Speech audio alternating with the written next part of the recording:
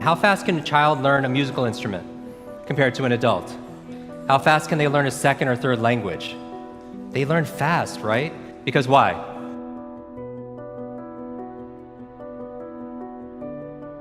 How many people you hear a song and it'll take you back to when you were a child? Raise your hand. How many people it's not a song, but maybe it's a fragrance or a food that will take you back decades? Because information combined with emotion became a long-term memory, right? Because we're not logical, we're what? We don't do things logically all the time. We do things what?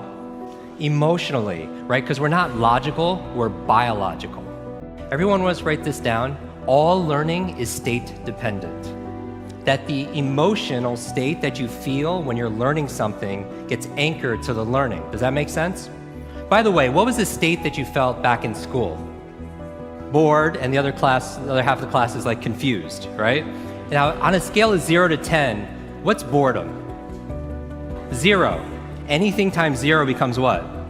0, and that's why a lot of people don't remember what they learned. It's the emotional state. Does that make sense? We said that children are the fastest learners, right? That they have this curiosity and they play all the time. Now, it's been shown in science, the research, by playing more actually creates neurogenesis and neuroplasticity. What's neurogenesis? New growth, new brain cells. How many people like the idea of creating more new brain cells? What about neuroplasticity? What does that mean? More connections.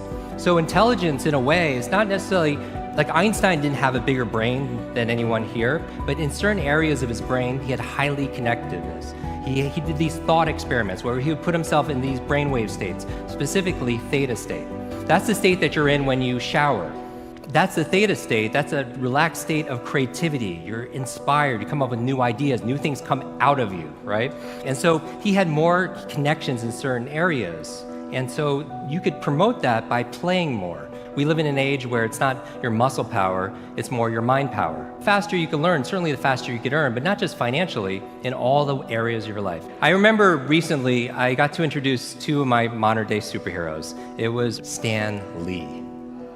And we're going to dinner. I remember asking Stan, I was like, I have to know, you've created all these incredible superheroes. Who's your favorite?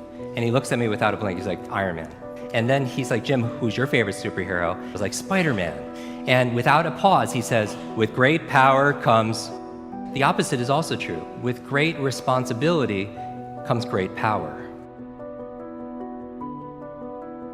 When you take responsibility for something, you have great power to what?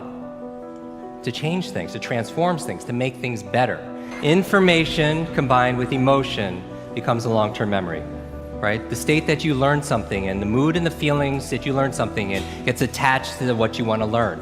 I'm going to give you 6 keys to learn anything faster. You can write these down. I want you to remember, be fast. Be fast. 6 keys to learn any subject or skill faster. So the B in be fast stands for believe. Because if you believe you can or believe you can't, either way, what? Either way, you're right. All behavior is belief-driven. How many people here, talking about memory, because memory, forgetting is a state. A lot of people say, oh, I have a bad memory, right? They always think, I have memory, or I have focus, or I don't have focus, or I have creativity, I don't have creativity. I want you to scrap that. Creativity is not something you have, it's something you do. Focus is not something you have, focus is something you do. Memory is not something you have, it's something you do. There's no such thing as a good or bad memory. There's just a trained memory and an untrained memory. Your brain is like a supercomputer, and your self-talk is a program it will run. So if you tell yourself you're not good at remembering names, you will not remember the name of the next person you meet because you programmed your supercomputer not to. Your mind is always eavesdropping on your self-talk. Your brain cycles through different brain waves. Beta is when you're most awake. You're in beta, most of you right now. Delta is when you're asleep. Theta is right above delta. That's the state of creativity we talked about. In between theta and beta, when you're most awake, is a state called alpha. It's a state you go in when you meditate. States you go into when you do deep breathing. State you're also in when you watch television. Alpha state is a great state to learn in, though. There is no learning without remembering. So B is believe. Believe you can, believe you can. Now the E, I'm gonna go through these really fast, is exercise. Exercise. And what I mean by this is I mean physical exercise. Because your brain, the primary function of your brain is to control your movement.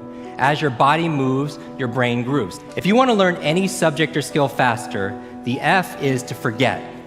Forget. And what do I mean by that?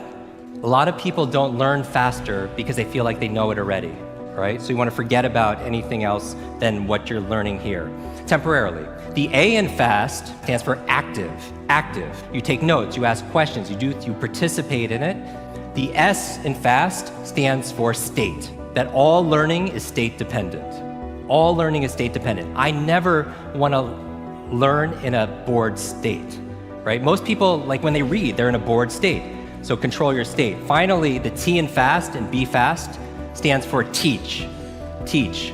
You learn with the intention of teaching it to somebody else. If you had to teach this to somebody when you got back home, your team, your family, your friends, would you learn it differently? Yes or yes? Would your focus be better? Yes or yes? Right? So you learn with the intention of teaching to somebody else. Because when you teach something, you get to learn it twice. Let me close with this. When I got home, there was a package waiting for me. I opened up. I don't know if you could put the slide on, please. I opened it up and there's this photograph. There's a photograph of me and the entire cast of X-Men. And even better than Halle Berry and Jennifer Lawrence and everything that's on there was the note from the chairman. It said this: Jim, thank you so much for sharing your superpowers with all of us. I know you've been looking for your superhero school since you were a kid.